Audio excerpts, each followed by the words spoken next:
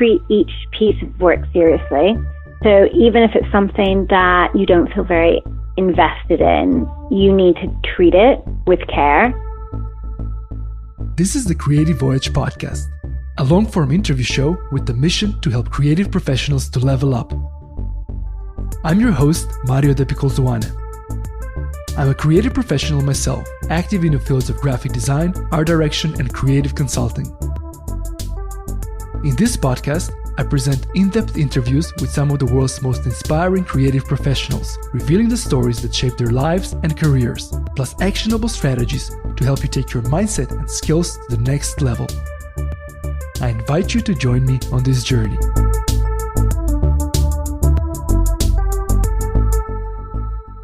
In this episode, I talk to a freelance writer. I'm Pip Usher. I am currently living in Jerusalem and I am a writer. Pip Usher is a journalist known for her cultural pieces and long-form profiles. She has written for titles that include the Financial Times, Vogue, Kinfolk, Departures, Wallpaper, and Good.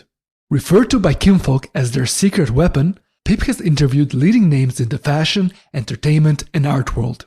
In addition to her editorial work, Pip crafts high-quality content for Vodafone and Tradition and Cathay Pacific. Prior to journalism, she worked in advertising and counted Burberry and Tiffany Co amongst her clients.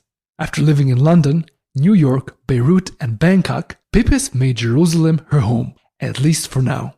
In this episode, we're going to listen to the highlights of the conversation I had with Pip in June 2019. In our conversation, we cover topics such as advice for writers who are just starting, tips on how to improve our writing skills, what makes a good interview, challenges of being a freelance journalist, the influence of recent motherhood to her work, and much more. Pip has been fascinated by words ever since she was a child. As a kid, her favorite sweatshirt had a print saying, "So many books, so little time," a sentiment that I'm sure a lot of us can relate to. That early inclination certainly shaped her path. However, working with words as a professional came as an outcome of a gradual process, one shaped by circumstances, determination, and early self-doubts. I started my conversation with Pip talking about how she became a full-time freelance writer and the lessons she learned during that time. I would say that I made that jump out of circumstances rather than a deliberate decision on my part. So we were living in Beirut, and up until that point, I'd always had like a pretty linear career trajectory. And then as soon as I left London and the kind of safety net of like, oh, this is a good job and with a good company, and then this is what's going to come after that, and you get your pay rise here and you're this, that, there. It just forced me to be more creative in terms of how I made money. And so in Beirut, I started working for a magazine and writing every day, and I enjoyed it. But it wasn't until we moved again to Bangkok, and I just thought, I don't want to work for another local company where I don't speak the language, and my experiences, at least in Lebanon, were like, it's usually mayhem in these companies. And so I thought, okay, well, I'm going to do it myself. And then even when I started freelancing, there was a whole process in like terms of my mindset needing to change. Okay. Because first it was like, this is something that I'm trying to do. And then with time, as I grew in confidence and my work got better and better, and I started understanding really how the nuts and bolts of it worked. I was like, no, I need to own this. I'm a journalist. That's what I do. So I need to step into that identity and feel confident introducing myself as that and identifying it on a personal level for myself. Yeah. So that was basically like a transition in a way. It was definitely a transition. Yeah. And I could feel myself, in the early stages, not feeling confident enough to say, this is what I do, because I didn't have a staff job with the New York Times or something. And then it was like, well, why am I not taking myself seriously? Like, how can you expect other people to do that if you're not going to step into that role? Yeah. And was that you started, was it around 4 years ago? So freelancing, that was 4 years ago. And what would you advise yourself looking back now with your current experience? I think it was a process that I had to go through, and I don't think I would do any of it differently. I guess I would maybe be a bit more gentle on myself. Like, I'm impatient. And so if I have an idea, then I want to do that idea straight away. And if I send an email to an editor, then I want a response straight away. And I think with freelancing, you have to understand that it's a gradual process, and it's like building up these layers, right? And you don't just get to the top of the mountain in the first month. But I think I would get really frustrated in the beginning that I wasn't there. For an aspiring writer, it can be a daunting mission to start working professionally. Pip successfully embarked on that journey, so I was curious to hear what advice she would give to a new talent entering into journalism.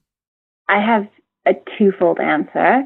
The first part, from a more creative standpoint, would be to actually be a really good writer. Just because you like reading and maybe you wrote a couple essays for your A-levels, that doesn't necessarily translate to writing 1,000 words a day. And I think you need to maybe just be like, have a realistic grasp of your abilities and how much you actually really want to do this. Because you have to work fast and you have to write copy pretty quickly. And it's competitive. So I think that's one side of it, is just understanding what it's going to look like for you. And then the second side of it, which I don't think gets talked about enough, because I think it makes people uncomfortable to acknowledge their privilege, but you need to have some sort of safety net if you're going to just launch yourself into it. Okay. And you either need to have stockpiled savings that you're happy to spend, or you need to have a setup like I did when we moved to Thailand that meant that I could freelance and have, in those early stages, months where I wasn't having money come in, and still have my apartment and still have healthcare, So I think you have to be realistic about what your financial setup is and whether you can take that risk. Yeah. I know that's like not the advice that anyone wants to hear, but the only reason that I could take that leap is because I lived in a very inexpensive country, and I was with someone who was like, yeah, I'll cover the cost while you get going on this. And that's a really big privilege to have that. A work of a creative professional, especially a freelancer, takes more than simply doing the activity implied by the title. A freelance photographer does much more than take photos. A freelance writer doesn't just write. The things we do around our craft play a significant role in us being able to do that craft professionally. Here, I talk with Pip about her typical work week, the opportunities and challenges of a freelance schedule, and how recently becoming a mother is influencing her work. So last week, I had a bunch of deadlines that were hanging over me, and I knew that I wanted to get them done before. I flew to England on Friday because, maybe we'll touch on this later, when you freelance, you basically never really feel like you're on holiday. Even though you have so much freedom, you also constantly feel like you're going to get an email that you have to say yes to, and then your like relaxing week away goes out the window. So I had 2 big news articles that I needed to write for Vodafone. So I do a lot of commercial work for them. And those are about 1,000 words each. And then I had another big travel piece for a luxury fashion site, from Matches Fashion. And then I was also pulling together a ton of interviews for a long form piece that I'm writing for Vogue. So in the space of a week, and I have a now 6-month-old baby who is quite demanding. And so I would wake up, I have to leave the house because I can't work when I'm in the house with her. So from 9 till 1, I go to a cafe down the road. I get a very big coffee as soon as I arrive. And then I have a to-do list for each day. And I don't necessarily stick to it. Like, a lot of the time I'll get to the end of the day and then I'll be copying and pasting bits from Wednesday into Monday, just like to try and figure it. But it makes me feel like I've got things under control, and it also makes me feel extremely satisfied when I can delete something from the to-do list. So I just try and write like one of these big Vodafone news stories. Mm-hmm. I'll just, God, it's quite weird to try and think like, what do I actually do? What do I do? I guess I start putting quotes down on the page that I think are insightful, and I build around with stats and research that I think adds to the piece. And then I just go over and over. Like some people sit down and they just write from start to finish, mm-hmm. and then they go back and fine tune it. Whereas I like to constantly fine tune as I'm going through. So I'll write a paragraph, go back, read it through, change it, get on to the second one, read through from the very beginning again. It's like this constant refinement.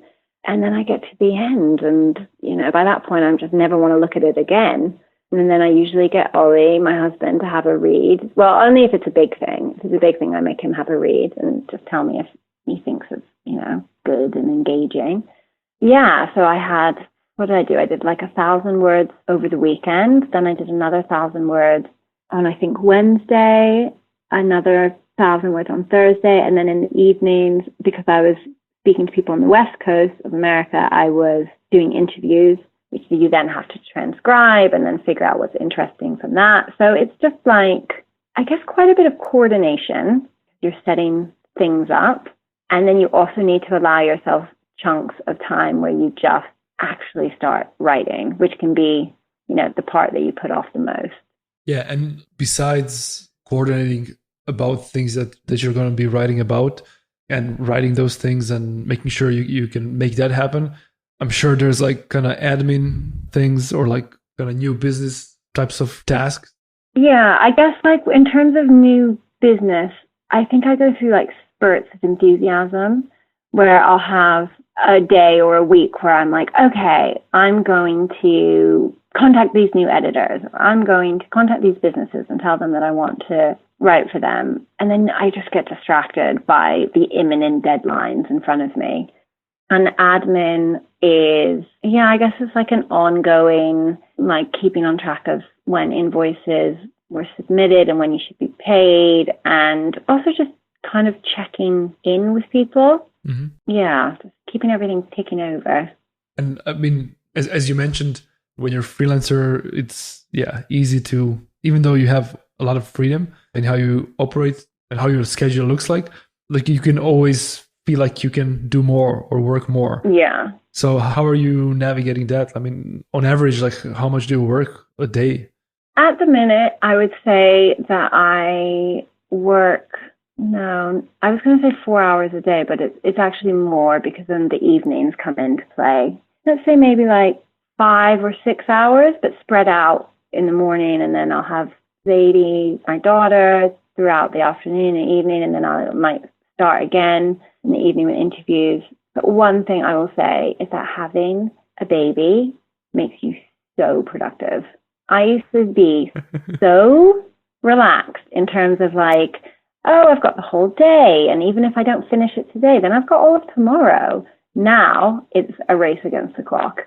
And that is really, it really like puts a fire up your ass. It's great. Yeah. Which is stressful, actually kind but of it's great. Yeah. It is kind of what you need. I mean, that's why like deadlines really help. And when it's time to like turn in something, then we do it. Yeah. Not like 2 weeks before. Yeah. In that way, that's interesting. Yeah, that's my other advice for freelancers. Have a baby. But I mean, I actually wanted to talk to you about motherhood because you became a mother recently. Mm-hmm. So I'm just curious, like how that, besides what you mentioned now, kind of how that influences your work.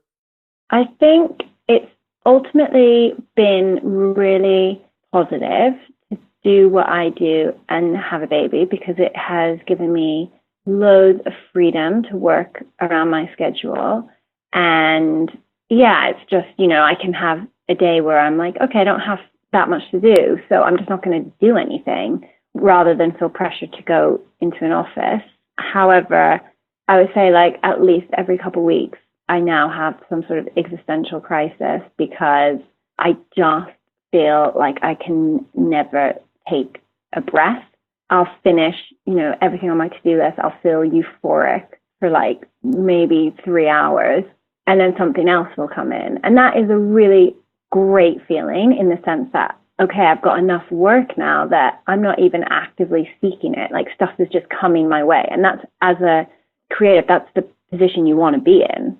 Yeah. But when you're balancing it with a small baby and, like her erratic schedule and not sleeping through the night and all of that stuff, it can just sometimes feel really overwhelming because, like we said earlier, it's not like there's a set time that you're working or like set days that you work. It can kind of be always. Yeah. And I also think when you build something up yourself, it's really hard to let opportunities pass by or go to someone else. So it means that when someone emails me and says, hey, we've got this, do you want to do it? It just feels impossible for me to say no. It just pains me, even if sometimes I just should say no. Yeah. For my own sanity. I mean, there's a lot of challenges when you're like just starting to like freelance and then be a creative professional. But then if things go well and you go through some of those initial hurdles, then there's like new challenges, which are, let's say, better problems to have, which is good. But it's, equally important to address them. Yeah, I think it just becomes hard to say no because for so long as you're building this, you just desperately want to get these emails. So it feels really crazy and counterintuitive to say like, oh, I just can't. Yeah. And that can definitely, it can mean then that because I'm trying to fit everything in, that I'm also working at the weekends or, it can feel quite constant. Yeah. But ultimately it's great. And it really gives you a separate identity to raising a baby. Mm-hmm. I've really enjoyed having that time away to write and to just, be like normal, like my old self or whatever, and then come back to Zadie. And it just feels like you can enjoy both sides of your life a little bit more, having that other aspect. Does that make sense? Yeah. None of us is like one-dimensional. Yeah, exactly. Part of me also trying to kind of like know how to work in a freelance way. Part of it for me, it's also like in the future, if I have a family, I feel like that kind of skills or that kind of freedom that can come with it can be good for family life or for raising kids. Have you ever like thought about that in that way? I don't think I thought of it in relation to having a family, but I definitely thought of it because I move a lot. So it sort of became like a way of being able to move countries and not start again. Mm-hmm. It's like being a turtle and then having your shell on your back and you can just go from one spot to another and you've still got everything you need with you. So, I moved from Thailand to Israel and that's a huge move, but I carried all my work over with me. And that creates a really nice sense of continuity as well. Yeah. So it has definitely given me the flexibility to move around the world, to travel a ton, and to like lead my life with a lot of freedom. And I guess that applies now that I've had a kid as well, being able to, be really flexible about the hours that I work and the time that I spend with her. So let's go back a bit to your last week. So you said most of the mornings you would like go work for a couple of hours. Then like how does the rest of your day look like? Well, then I'll come back and put my laptop to one side and have Zadie, usually until, 5 or 6 p.m. And then by that point, America is awake and the people that I wanted to speak to are ready to go. So I hand her over and lock myself in a study. Although I have noticed that when I've transcribed interviews recently, you can hear a baby crying in the background of every single one. Like without fail, you can just hear like in the background. And so then I'll do that for a few hours. And then if I can still bear to look at my laptop, I'll usually like try and look over one of the pieces that I've written a final time or just tighten it up a bit more. Yeah. But it was stressful. It was one of those weeks where, you start out really motivated and then you get the first piece of work done and you're like, yeah, and you get the second piece done and you're like, God, I'm on fire. And then by the third piece, you just can't. You've like lost all momentum. It's like, oh, I have to do this, but I'm so tired by this point. But yeah, I mean, I did it. I was really proud of myself. As designer Pip Usher observed, it will never be enough money if you don't like the work. That's just the truth. End quote. However, when that's checked off, a common source of struggle for freelance creatives can be making enough money doing what they like. I've asked Pip to share how she's navigating the financial aspects of her creative practice. As I've gone on, I've realized that the best way to do it is to have, or the most sustainable way to do it is to have a mix of editorial clients and commercial clients. And the editorial clients are, how many? I probably write really regularly for about 3 and then ad hoc for probably another 3 or 4. So there's constantly stuff that I have to do for the different magazines and websites that I write for. And that's really fun and fulfilling and varied. And I love doing that. However, that doesn't pay that well. And it can be, a bit stop-start, because if you're working to a magazine's timeline, then there's going to be bursts and then quiet periods and so on. So I have now maybe, 2 at the minute. I've got 2 commercial clients. I have Vodafone, who I write all sorts of news stories for around technology. And then I have Tradition, who I do press releases, like storytelling around their products. And that not only pays much better, but it's really enjoyable as well. It's a different type of writing, but I really like having the variety and working in different environments and with different voices. And so I think I like having that mix, not only from a financial perspective, but also just, for my own enjoyment. It keeps things fresh. Yeah. And then another thing which has been really helpful is that I have always taught yoga. Okay. And not in Jerusalem because I became pregnant, but in Beirut and then in Bangkok, I was teaching 4 or 5 times a week, as well as all of my writing. And so not only did I love having a very physical outlet and something where I'm working with people and building relationships, which you don't do when you're a freelance writer alone in front of a computer. So it's really nice to have physical human contact. But also it meant that I would have a very steady source of income from that, which would balance out the months where I wouldn't have any income coming in. So I really, really recommend whatever creative or freelance profession you go into, having a few trades, I guess, so that you're not tied to one. And it means that if you're having a bit of a famine moment with your writing, then, maybe you teach a little more. Yeah, it just puts less pressure, I think. Yeah, exactly. Yeah. And I've just always liked to have as much variety, I guess, with everything that I do as possible. And it's given me that. Yeah. And also you're not, from a creative perspective, maybe you're not too tied to just one thing. You're not too identified with only writing. So if that's not going well in any sense, you have other things. Yeah, exactly. And I think something that I guess pride myself on is being adaptable. I've moved all around the world. I moved around a lot as a kid as well. And I want to be adaptable in my career as well. So if I really strongly identify as a print journalist, and that's all that I will ever do, maybe that will work. But also the media landscape is changing a lot, and maybe that won't work. And I think I'll have a better time of it and enjoy my career more if I can kind of roll with it. Yeah. Yeah. So I like to keep my options open, I guess. Hey friends, you're listening to the Creative Voyage podcast. We're in the middle of this episode, so it's time for a short break.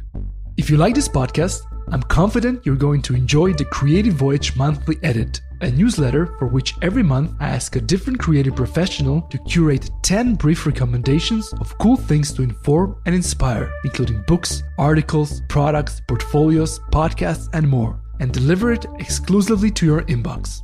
It's a newsletter curated by creatives for creatives. To sign up, visit creative.voyage/newsletter. Thanks everyone, let's get back to the show. Every vocation faces its particular difficulties. Recognizing these challenges can help those who are struggling, and it can be insightful for the ones considering that profession. Here Pip discusses the main challenges of being a professional writer working today. The money is a big one. Also, because the industry is changing a lot, it means that stories are becoming much shorter and budgets are becoming much tighter, and you're, like I did last week, you're writing 3 1,000-word pieces in a week. That's a lot. That's a lot of writing. Mm-hmm. And I interviewed someone the other day who years ago, 25 years ago, was a Vogue journalist. And then she went on to become a travel writer. And she was saying how, they would have 10,000-word stories. So they would spend months researching and contemplating and revising again and again. And you just don't have that luxury now. Yeah. And I think that's part of when I said earlier about, you need to be a good writer. You do need to be able to produce sharp, interesting prose, but also you need to be able to turn it around. You can't sit and contemplate for weeks and weeks because you won't make a living. Yeah. So I think one of the challenges is just the olden days. So I've heard, I didn't exist, but I guess there was a lot more time to really focus on the writing itself. And that seems to have gone by the wayside. And another challenge I think is more of an emotional challenge. It's a solitary profession. Yeah. And I'm not a solitary person.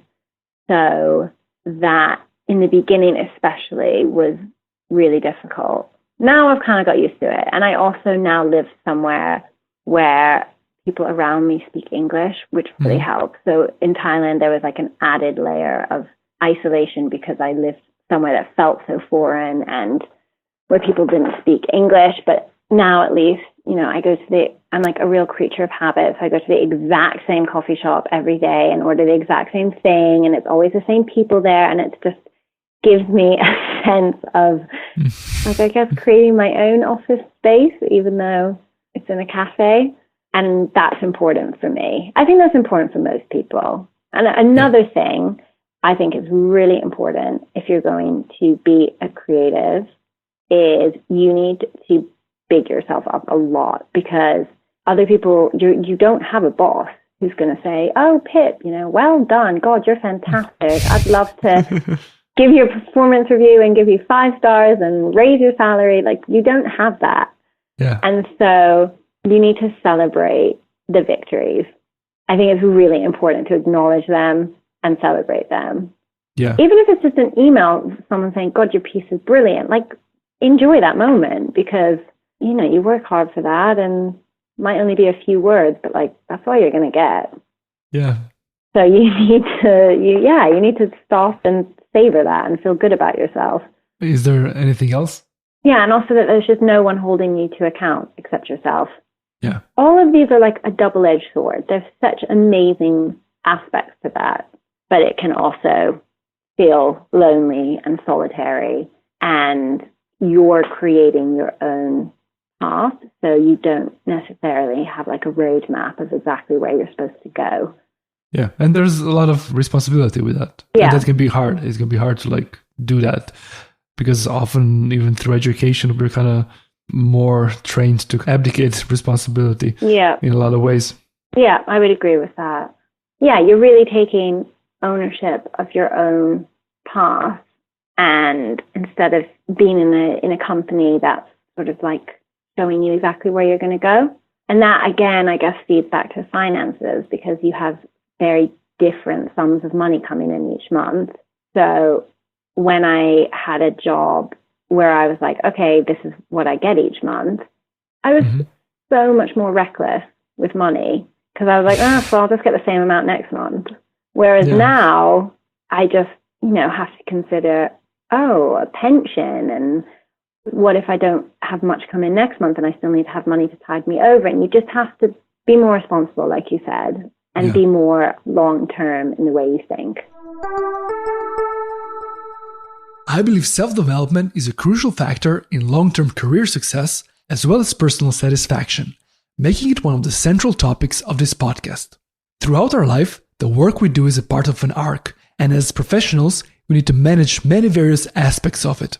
I was curious to hear how Pip is making sure to grow both as a writer and as a freelancer. I think that's an ongoing process, and I think you can get kind of stuck and complacent, especially if you freelance and you don't have like a mentor who's giving you, constant feedback. I don't even know if a mentor exists in a staff job somewhere, but in my mind, there's like a mentor that's, always improving you.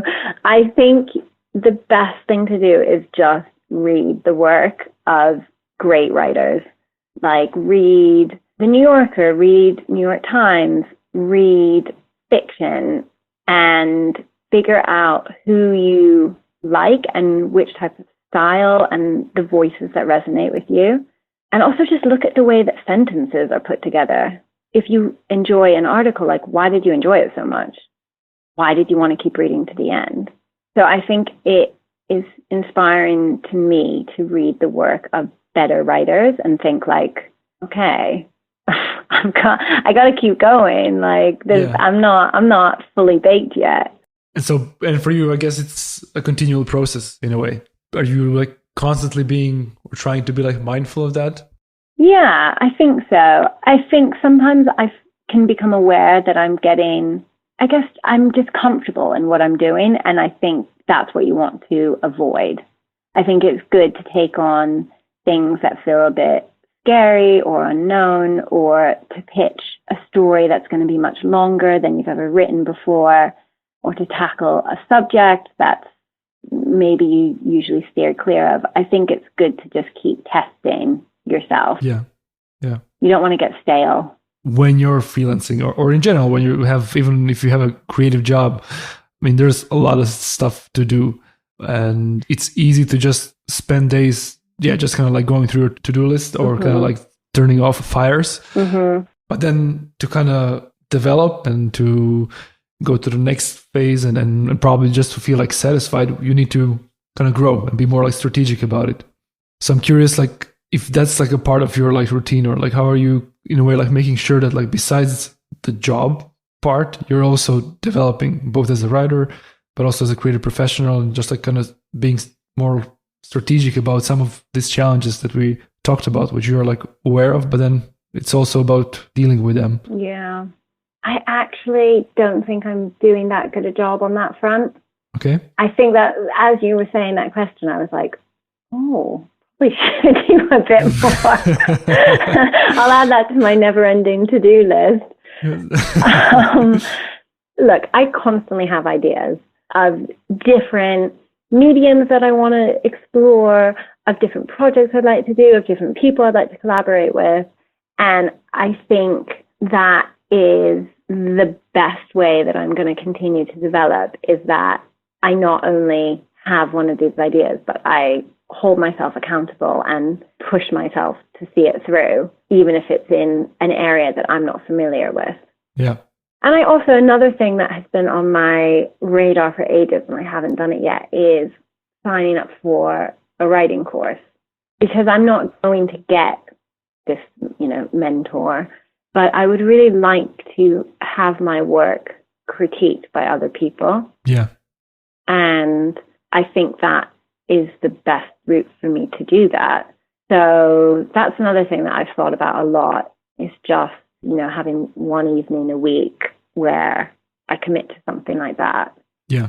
But no, I think honestly that I could get much more strategic. I think it's something that I'm becoming more aware of over time and with experience. But there's like definitely a long way to go, at least in my opinion. I've been kind of like quite obsessed by that in a way, because I mean, I didn't have any kind of like a hard start, but it really was far from where I am currently. And I really kind of, and I wasn't that good at the beginning. Like I didn't get like a lot of, I think, good, like solid foundation from my studies. So kind of everything was up to me in that sense. So a lot of those things were kind of like constantly in my mind. But it's kind of funny because even if I am like self-aware of that and working on it, then it's much harder to actually go through it, because often it's like, okay, you realize, okay, I have to do this and this, and I should probably like be better with picking projects and maybe like saying no to some, and then like have more capacity, or I can pursue some better ones. But then when it gets to it, it's like that's where the bell I completely agree. Happens. And it's really hard to say no to something that's going to bring in money, when you might think, okay, but long term, if I put my energy into this, it might pay off in a different way. Like that's a very hard thing, to let an intangible thing win over a tangible, exactly sum of money. As humans, we're like bad at that. Yeah, and as a freelancer, then you have this like feast or famine mindset, which I think can translate into this like scarcity mindset, where you just constantly think, I've got to take this because I don't know what's going to come next. And so then I think that goes against that long-term strategic planning that you were talking about, where you're really developing in a more like cohesive way. Seth Godin, who is one of my favorite authors and just like teachers, he also teaches a lot about freelancing. I took one of his like an online courses about freelancing, which was really helpful and insightful.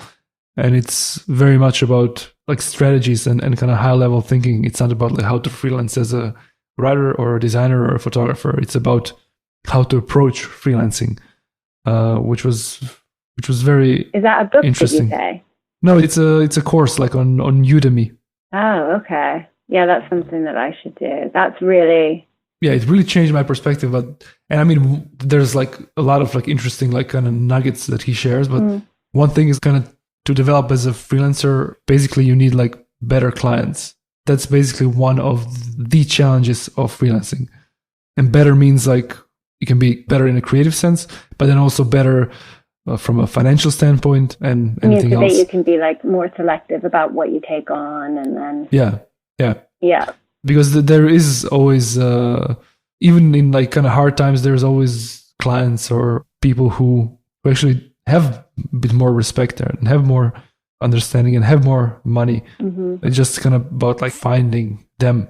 And that takes time. And that takes a lot of, strategic thinking and positioning and how you're like marketing yourself. And basically it does come to kind of actually taking a part of your time to work on that, which I've been then trying to do. And I think it is helpful, but it is really a challenge. Yeah.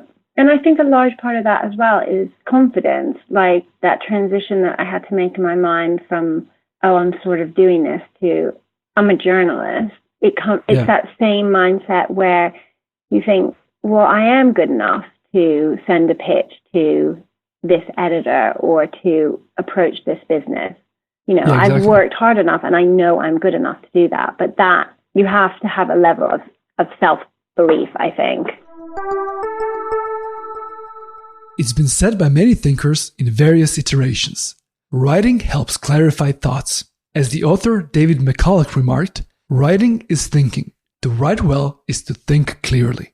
That's why it's so hard. End quote. Also, writing is becoming an increasingly necessary skill needed to participate in the contemporary, ever-connected market. I've asked Pip if she had any advice on how we, as creative professionals, can improve our writing skills. I think grammar and spelling is just a big thing. So I think trying to keep that as clean as possible goes a long way in terms of making a good impression. Yeah. If you're writing something that's more creative, I think, as tempting as it is, try and stay away from cliches. And sometimes you don't even know that you're doing the cliche because they're so embedded in our consciousness. But try and avoid like those cliched endings. Or I remember when I first started writing, I really wanted to wrap everything up with like a witty little one-liner. And sometimes you don't need to do that. Like a piece doesn't need to just go out with this, ba-boom kind of moment. Yeah. Mic drop. Like what? Like a mic drop. Yeah, exactly. But, when I was starting, like, I really felt like it all needed to end with this kind of like, So that was definitely like something I need to let go of. Also, use thesaurus.com. I spent so much time on thesaurus.com. Okay. It's like, don't let it be like Joey from Friends do you remember when he writes a letter and he, like, thesaurus is everything and he signs himself off as baby kangaroo? Remember that? No, I don't know. I don't remember that actually. So, I mean, you want to know what the words mean that you're putting in. Yeah. But I think it helps a lot because otherwise, I can get a bit stuck using the same adjective, for example, and that can make my writing, it can just feel a bit samey after a while. So use the tools out there on the internet. Check your grammar to expand your vocabulary. From discussing the paradoxes of intimacy with the world-renowned psychotherapist Esther Perel to understanding the rise of virtual boyfriends, Pip places her subjects at the heart of her stories. In the domain of long-form profiles, she contributed extensively to Kinfolk Entrepreneur, a collection of interviews with today's creative class. Undoubtedly, she's a master of her craft. Somewhat selfishly, I've asked Pip to share what for her makes a good interview and if she had any specific interviewing practices or tips. When I feel really satisfied by an interview, it will be because I feel like that person and I have connected. I'll feel like we could go out for lunch the next day and have a really nice time together and have lots to talk about, and they would feel comfortable in my company and I would feel comfortable in theirs. I would feel like we had managed to establish a bond and enjoy one another's company. Yeah. And I think, from selfishly for me, if I'm going to speak to someone for an hour, I want to enjoy that. Yeah. And I want them to feel relaxed, because if they feel relaxed and comfortable around me, then they're going to open up a lot more and reveal who they are. Yeah.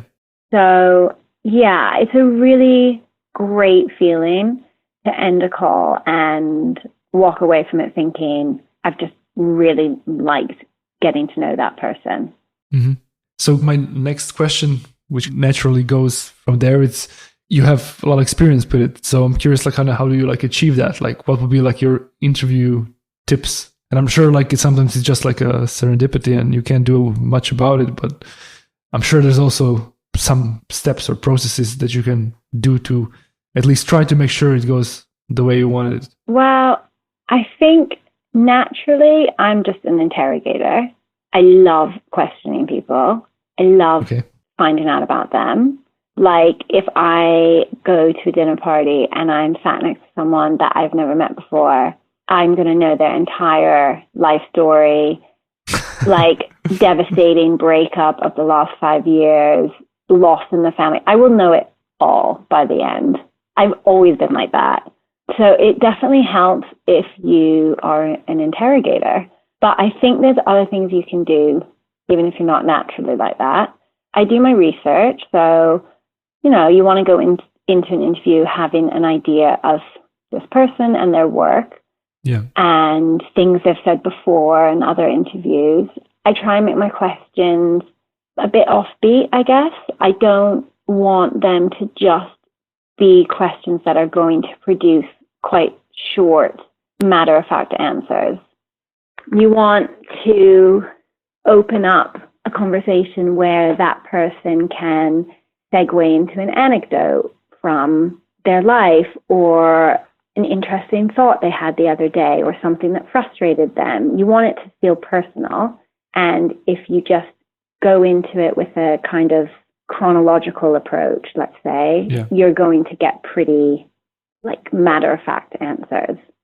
And then that makes it so much harder to write because you don't have any of those quotes that really like show you who a person is. One thing that I read this somewhere else, it was an interview with a journalist, and I remember thinking, yeah, that's really good advice, is just like resist the urge to butt in, which is so hard. You know, when someone says something, it's really, I think we all have that instinct to be like, oh, you know, yeah, I know what you mean, or that reminds me of this. But if you can try and sit back and let them explore their idea, that can also, you know, just reveal more of a person or take it in a direction that was a bit more unexpected. Yeah. And I think finally, sometimes, not always, it kind of depends on the person and the conversation that we're having. But sometimes if I feel like it's appropriate, then when they tell me something, I'll say, oh, you know, that's like this experience I had recently. And then it can feel like more of a back and forth conversation rather than me interrogating them for answers. Yeah. And it can also it can just make it feel more friendly. So when you make like an interview for, let's say, like Kinfolk or some other publication, do you have a similar process for it? So I'll research them before, jot down key facts, and then I'll have a list of questions. And I guess I must have some idea of where I want the piece to go, because, you know, my questions they must be driving that. But I also just think like, I don't know, what would I like to ask this person? What do I think is interesting? Or it doesn't necessarily have to be directly related to their work. And I think it's really, again, this is something that I just generally am interested in, but I think it's really interesting to make sure that I approach things from how they feel or what they think about something rather than just how it happened. Yeah. And then I probably interview people between 30 minutes and an hour, depending on how long the piece is, depending on, you know, how much we have to say to one another. Yeah. And then I transcribe it, and that's a painful process. And I know there's a million different, you know, pieces of technology you can use, but I do think it's helpful to sit and listen again to what's been said. Because when you're having a conversation with someone, you don't always pick up on like the nuances. Yeah. And then when you listen back through, things can stand out that didn't the first time round. And then I start putting quotes that I think are really interesting in one place and take it from there. At this point in our conversation, I was curious to hear what are Pip's current professional challenges. Here's what she shared with me. I think right now I'm struggling the most with balancing work with a baby. It's a pretty obvious struggle if you've got a 6-month-old baby. But it can feel difficult to fit it all in. And, you know, I've got like standards and expectations for myself, and I don't want those to slip, or, you know, I don't want to hand something in late or do it in a rushed way. So it's like maintaining the standards that I have for myself with a lot less time, a lot less freedom and spontaneity at the minute, and a lot less sleep. So that's just like, a huge life change. And then, as we were talking about earlier, I think another broader challenge is just, what does this grow into? How do I keep getting better? How do I stay excited and engaged? It all comes from me. So there are some days where I feel really energized and excited and like I'm just this boss bitch doing as I want. And then there are other days where it's like, well, I don't know, I don't have any ideas. Yeah. Can't someone else tell me what to do? Yeah, I'm sure you can relate. Those are the days where you just think, like, this sucks. And I want structure and I want a set amount of money coming in each month and I want this, that, and the other. So I think those are the two things that I'm dealing with right now and that I'm going to continue to, like, those aren't going to go away. So it's just figuring out how to make the most out of my work and out of my skills. Yeah. And also just really appreciating like the great moments. Yeah, exactly. think that's really crucial. Yeah. Because if you're a freelancer for a couple of years and you're managing that and you can you're sustaining that, both like in a creative way and then financially, that means you're quite driven. It's kind of hard to like pull it off if you're not like driven and kind of pushing. But with that type of approach or personality, it's also, easy to not be grateful or not have those like little celebrations that you mentioned earlier. Well, I know a freelance journalist in Jerusalem who covers news and politics. And I was umming and ahhing about getting a personal trainer after I'd had the baby, but it's like so expensive. And I've always done yoga, so I've always practiced by myself.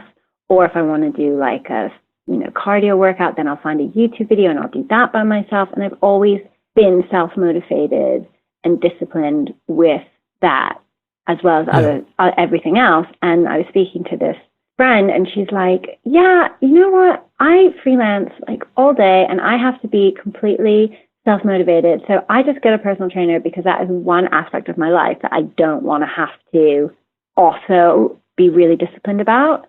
I was like, you know what? That is so true.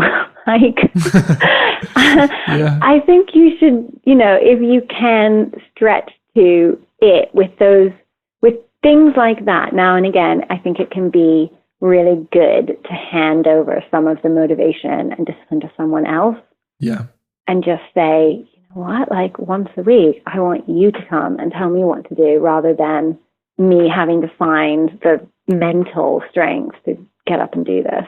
Sounds like a good way to get some balance. Yeah. And actually, since I started seeing him, it's not even once a week. It's probably is less than that. But it has then kickstarted me to the rest of the week do my own thing. But like sometimes you just need that push from someone else.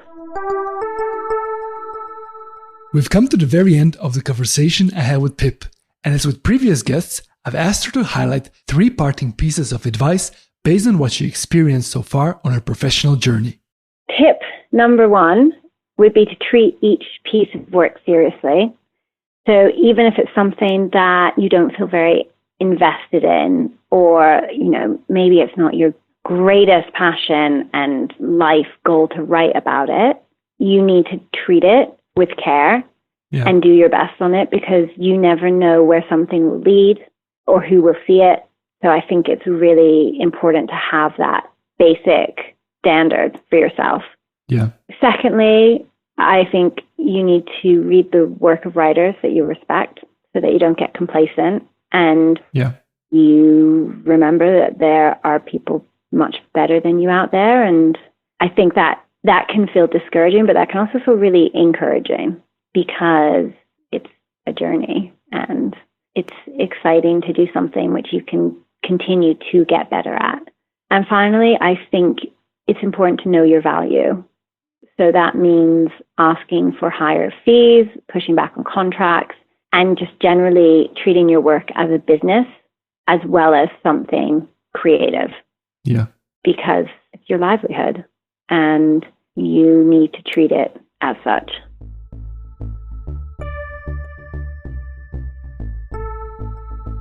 Hey everyone, that's it for this episode. I hope you find it useful, and if you like this podcast, tell a friend.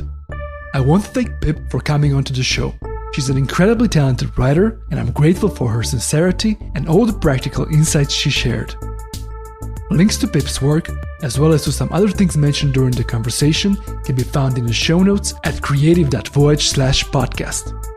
Also, you can follow at creative.voyage on Instagram, join the monthly edit newsletter at creative.voyage/newsletter, and if you haven't already, be sure to subscribe. Until next time, my friends, take care.